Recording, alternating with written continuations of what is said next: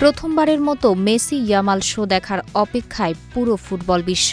বিশ্বকাপের ফাইনালে আজ রাত ১টায় মুখোমুখি হবে আর্জেন্টিনা এবং স্পেন। ফুটবলের এই ম্যাচ নিয়ে দুই দলের সমর্থকদের মাঝে এখন টান টান উত্তেজনা, আর সেটিকে কাজে লাগিয়ে ফাইনালের সর্বনিম্ন ক্যাটাগরির টিকিট মূল্য প্রায় ৮ লাখ টাকায় পৌঁছেছে। নিউ ইয়র্কের নিউ জার্সি মেটলাইফ স্টেডিয়ামে অনুষ্ঠিত হবে ম্যাচটি।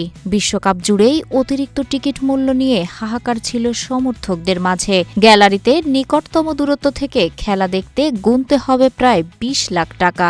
একইভাবে সবচেয়ে উন্নত মানের হসপিটালিটি আসনে বসে খেলা দেখতে গুনতে হবে প্রায় ৭৪ লাখ টাকা।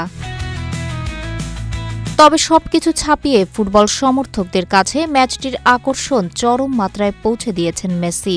সর্বকালের অন্যতম সেরা ফুটবলার নিজের সম্ভাব্য শেষ বিশ্বকাপ ম্যাচ খেলতে নামছেন। তার বিপরীতে উদীয়মান তারকা ও এখনই বড় নাম হওয়ার ইঙ্গিত দেওয়া লামিনে ইয়ামাল।